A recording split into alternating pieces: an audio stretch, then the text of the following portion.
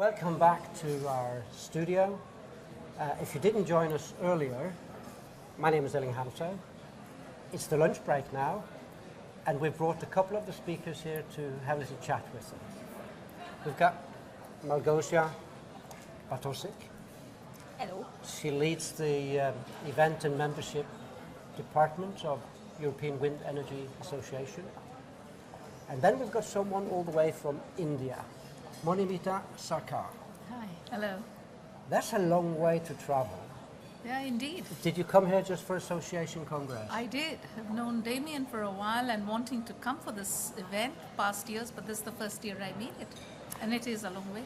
And you're one of the, I wouldn't say grand old ladies, but you're one of the you. founders of the, the PCO business, the events business, the Congress business in India. Yeah, we've been in the business for over 18 years. I've been doing this. And yeah, really seen the association business grow in the time. And the way business is done has essentially changed in India.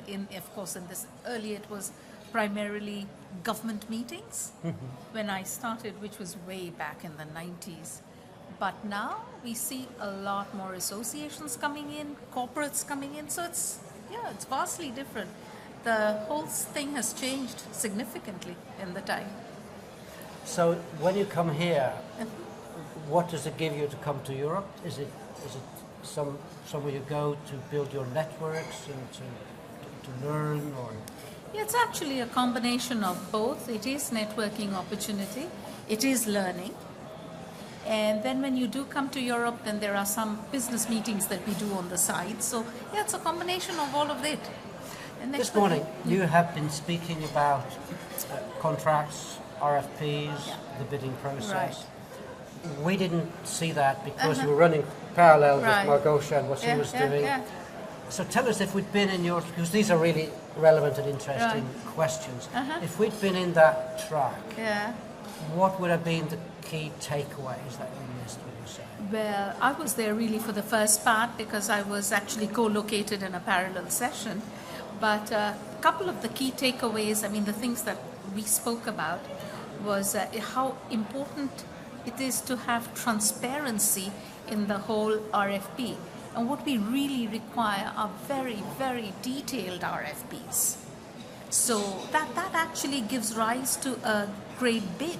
Whereas if you have a short kind of RFP, you'll get a generic bid. And that becomes a difficult evaluation process. It becomes like apples to oranges. Whereas if you specify every area that you need and you can give us more information as the bidding destination, you will get a much better, a more comprehensive bid. When you say transparency between which parties? The transparencies, okay, just to give you a little bit of historically, in India, we just have one CVB in Hyderabad, so the PCO works as the CVB in various cities, right? So we work with the host committee to get the meetings into the country. So we're going in a sense, in that role. So we need information, and by we right now, I mean the host committee, who we represent. So we need, clarifications on things like, what is the association's objectives for bringing a meeting to a place? Is it just the bottom line, that you have a very good deal, you get good rates, therefore profitability is high? Or are we talking about growing memberships? Are we talking about education? And possibly are we also talking about scientific innovation in a particular area? In an emerging destination, for instance, if you're talking about scientific innovation, how does that impact?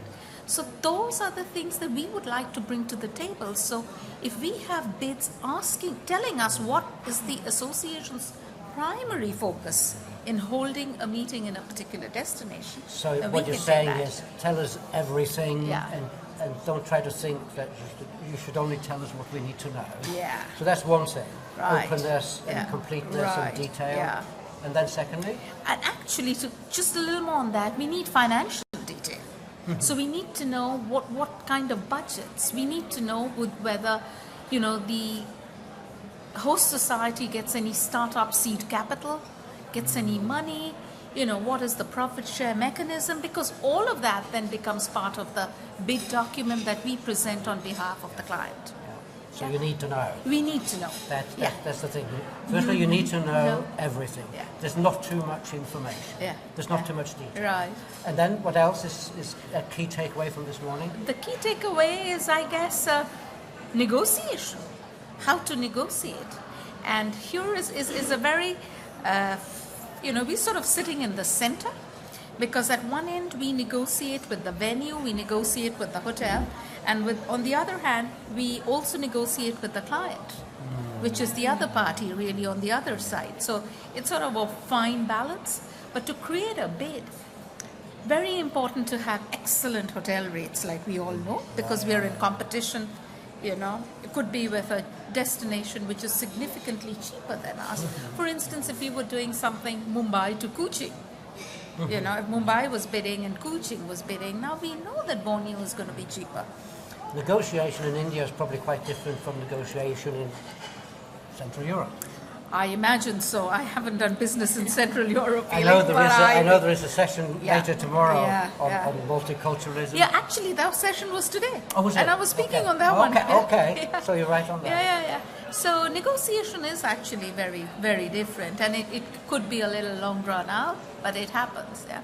And you really need to know what is the culture you're negotiating in and what are the parties you're negotiating with. Do your homework on negotiation. Yes. Yeah. Anything else we would have taken away if we were there? Well, they did speak about subventions. I wasn't there at that time. Yes. But yes, incentivizing. How do you incentivize the association, even the international body?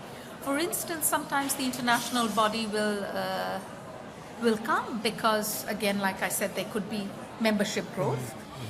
We could potentially in India have the other SAARC, SAARC is the South Asian region. Yes. The other countries from the South Asian region participate, because it's very expensive for people to travel to Europe, to travel to a North American destination. But if it's in the region, you get a lot more regional participation. So some of those things are very interesting. And you're nodding, Malgosia, you recognise these points. Yeah. So you were in the track, which was essentially the commercialisation of congresses. And would you like to make any comments to some of those things that you said? Yes, I think that you mentioned transparency, and you mentioned transparency with the focus on the organizer. I think it's also important on the other side that and that shouldn't be underestimated. The organizers sometimes they are very surprised with some hidden costs. Hidden costs, or just you might not hide it, but we were not aware as the organizers. So I think the transparency and communication is really important on both sides. It's absolutely. I agree with that. And that's why over-specification is never a bad thing. Yeah. So when you over-specify, the budgets you will get will necessarily be very, very clear. Yeah. Because it's so detailed, if you can break down the AV, for instance. And that's part of the commercial success. Tell us a little bit more, Malgosia. We did watch your panel and your presentations. You were lovely on stage. I could tell you were... That's a trick to make me feel more... No, but I could tell you were enjoying yourself up there, right? Yes. And I hope the participants also enjoyed my presentation. Yes. They could take something out of it. But there were several presentations. You had the panel discussion. From your own or from what you heard, what would you say was the key point? If I was going to just take away one thing from your session this morning, what was the key message? I would say ask questions. Don't do things as you've been doing historically, as you've been always doing it, and just take it for granted. Ask questions. Why are you doing it? And challenge it and see if you can do it differently. The world is changing. The members are changing. Everyone is facing different problems, and they have different expectations. And if you just do things as you've been doing it for ages, it's not going to be successful. So I think ask questions is very important to make sure that you actually come up with a format that is the most suitable, given the context, given the new financial situation, given the new expectations. So I would say that's a key. Challenge everything. Challenge everything. Well, I was intrigued by your story, how you turned disaster. Well, it was the disaster that made you start asking the questions. In fact, it reminded me of this Norwegian saying that adversity teaches the naked woman to spin wool. And that came to my mind as you were talking, when you have to find solutions. Yes. And you really found a lot of things that you could do. I have to say that with our congresses, we are quite privileged. It's always challenging because there's always something happening. I remember once I had an interview in one magazine, events magazine, and they've called it the most unlucky congress in the world. So, but we always manage to not somehow, we know exactly what we are doing and what we have to do to make it successful. And I think this is always, we always learn our lessons, but we always somehow prepared. But there would be always something that we wouldn't be able to foresee before, even if we did thousands of risk analysis. Now this commercializing your congresses, and there's been other session on pricing, we're going to have that later on, I think. Is this becoming more and more important because of the difficult times?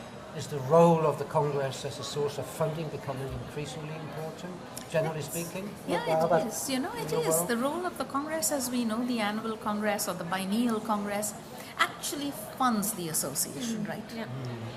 A large part of the funding for the organization, for the association, comes out of these meetings. I can't say entirely that you would know. Well, you told us, what was it, 60% of the funding? It's more than 50%. More than 50%? Yeah. Is there a danger sometimes that the funding purpose becomes, the main purpose?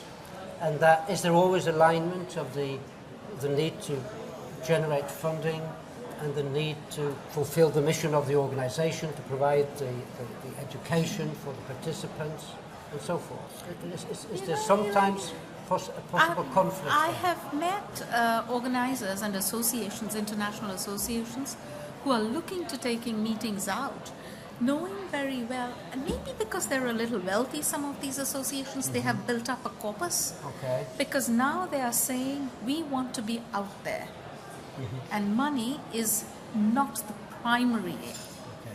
Well, so they're the lucky ones. They may be the lucky ones. Yeah, they're saying that is not the only thing that is currently so driving they can us. certainly, they can afford to focus on their mission.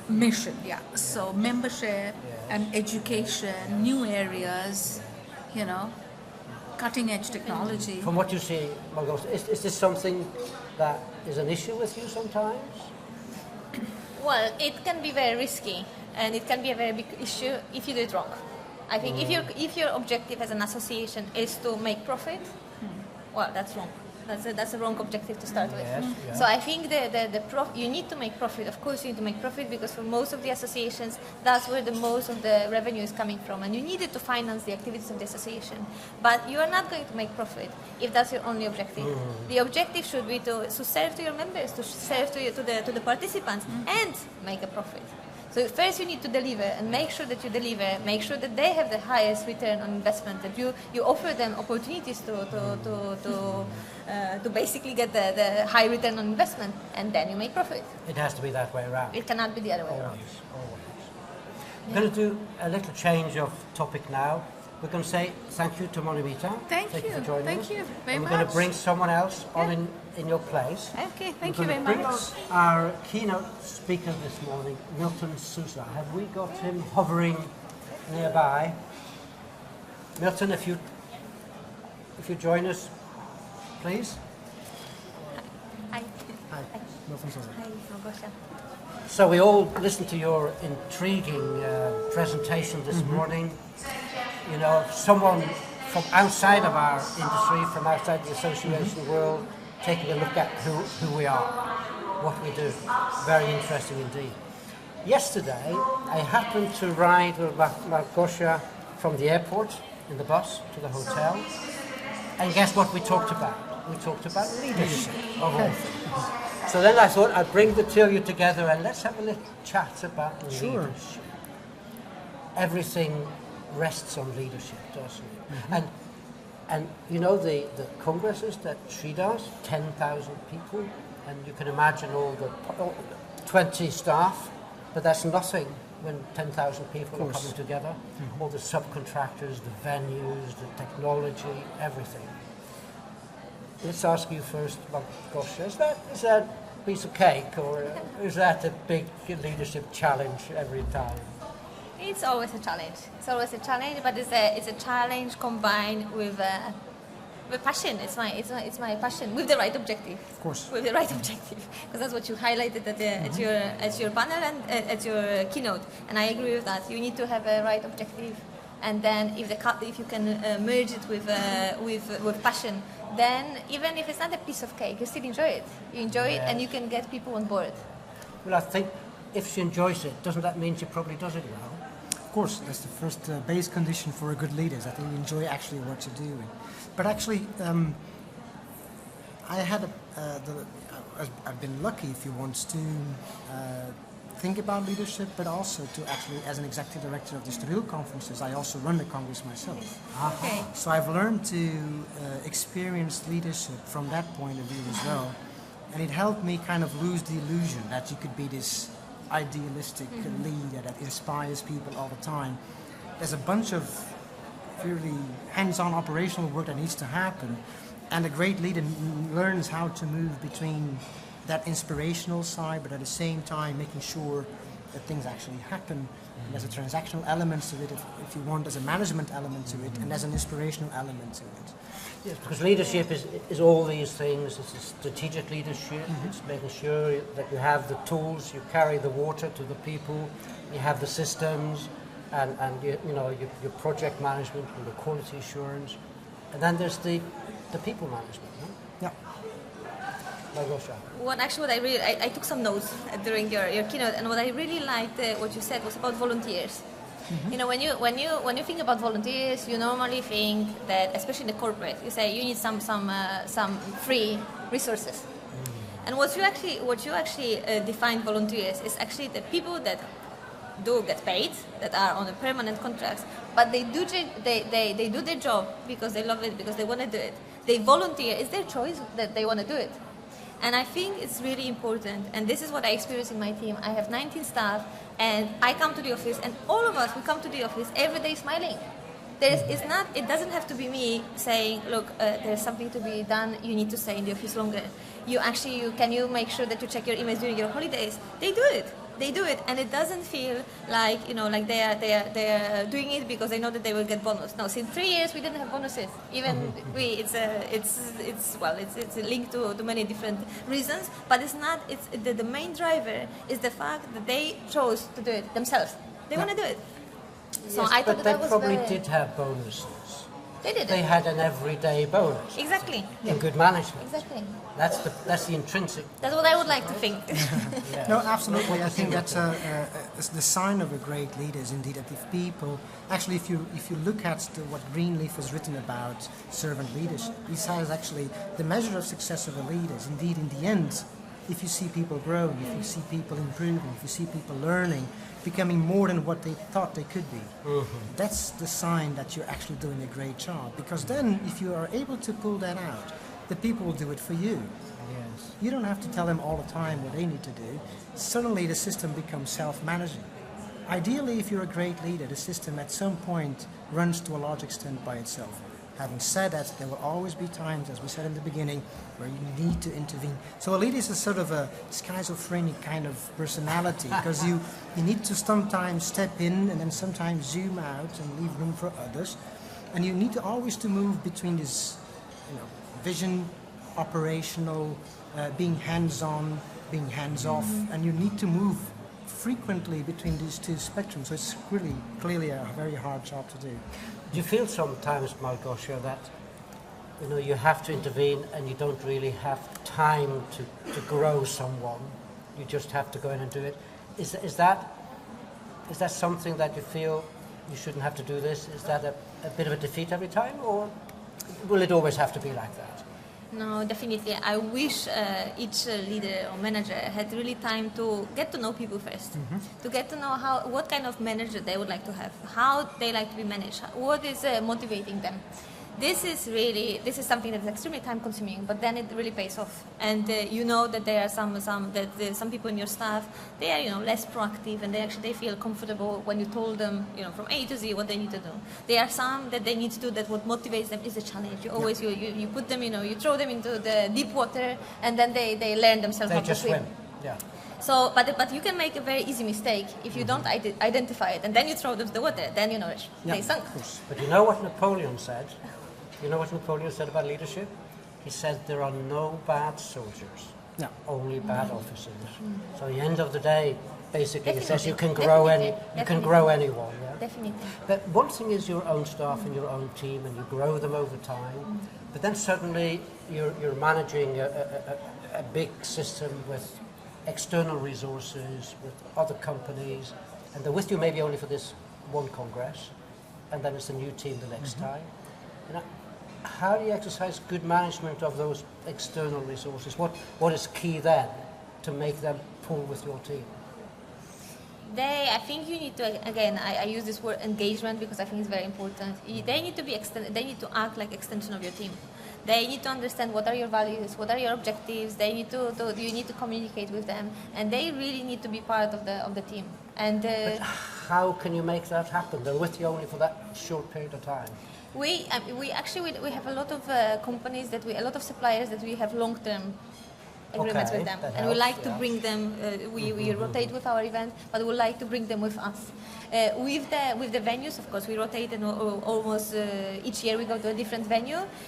We spend a lot of time at meetings to explain them why we're coming, what are our objectives, and try to make them part of the organizational team. So that they have a very good understanding also how we work, how we like to work. It's always surprising for them how we work, because we have all our own processes. And actually, what you have to also pay attention to be flexible, because you can't then go also and impose. We work like this, and you need to accommodate. I think you also need to be flexible and work out together. Some kind of a middle solution that works for both. So it's a win-win for both. Actually, what you're saying is actually very true. There's been quite a lot of research in terms of what makes successful teams. In many cases, we're talking about a team here. And the most successful teams spend most of their time actually preparing. Yeah. So they spend actually tremendous amount of time before the event or whatever they have to do, preparing for it, making sure that they understand each other. There are clear lines of communication. And planning for different scenarios. What if this goes wrong? What do we need to do? So indeed, one of the critical elements is indeed to prepare well in advance, such that you can be prepared for when things eventually go wrong, and that you build relationships of trust, because in the end, leadership is essentially about trust, and it can be a lot more powerful if you have relationships of trust between people and between the leader and well, we just talked about transparency in general, didn't we? Openness. Don't assume things.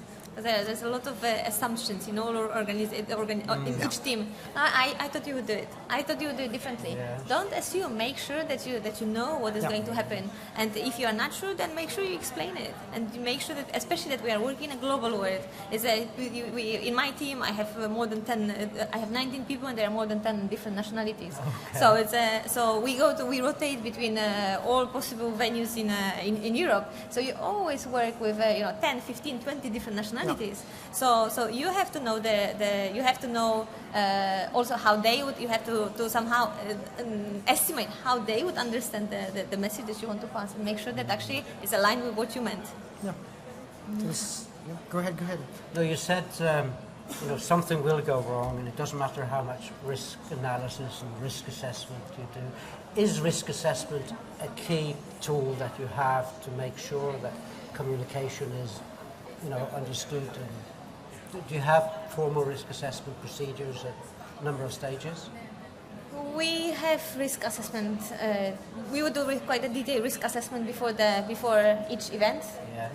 But I think that if you work with the same team, of course, then we now have a team that for most of the people they've been working with us for 3-4 years. So of course the meetings are getting shorter and shorter because we know what is going to be exactly. We know also what is going to be the solution in case something happens because we work together. We work out some kind of processes, internal processes in case of crisis. But I think just to know what the roles are, who is going to take a decision, who you can rely on when there is a critical situation happening. This is what is very important. So that, when something really happens, then you're not running like crazy, finding actually someone that you can talk to. I like to use a quote from Eisenhower about this. He said at some point, plans are nothing, but planning is everything. So he said planners are nothing. Plans are nothing. Planning is everything. Planning is everything. So you know that when you go to the battlefield, that things will go probably very different from what you planned for. Exactly. But the fact that you plan for different scenarios will allow you to be flexible and on the spot sort out things. So I think the process of planning is essential. It's more about a process than the actual plan itself. But the fact that you get people together, and that's a sign of leadership, and you discuss and address different things will be essential to ensure that an event goes right, because it will go wrong in some or another way, right? So, that's guaranteed. Sometimes it'll go very wrong, yes. A lot of people in this industry, a lot of people have been thrown into management jobs. Either they manage a team for planning an event or they manage an association. And I feel sorry for many of them because they've been thrown into something that maybe they weren't prepared for. And if I'm a manager, maybe a young manager, managing events or organizations, where would you start? If you say, I want to better myself, I want to develop my management skills, where would you start and what are the steps that you would take? I think I lived that myself because when I was asked to do this conference, I had never organized a conference in my own life. So I had to start from scratch, from zero. What I started with, at least for me it works, and I guess it's true for most new management positions, I started off by listening and trying and trusting, not to interfere too much with the way things were operating already. I needed to believe also that the people that did this before in my team were equipped and experienced to make sure that it goes all right.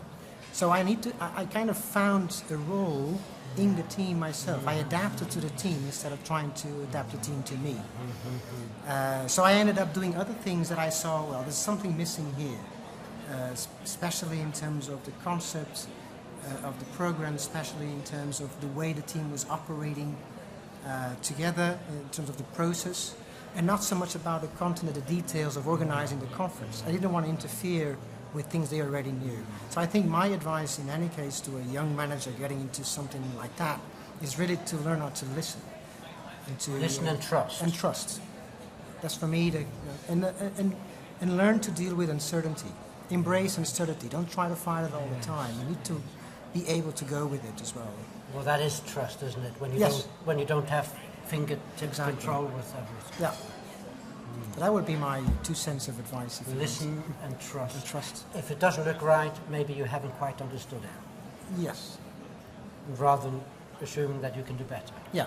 Trust. And I think this also comes down to what I was telling this morning about the servant leadership, this humbleness that you need to have as a leader to recognize that you might not know it all. And to accept that other people have to contribute to the team.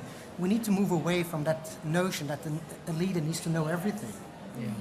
Right? A leader doesn't have to know everything. He needs to make sure that there's a process in place where the knowledge can be pulled when it's needed.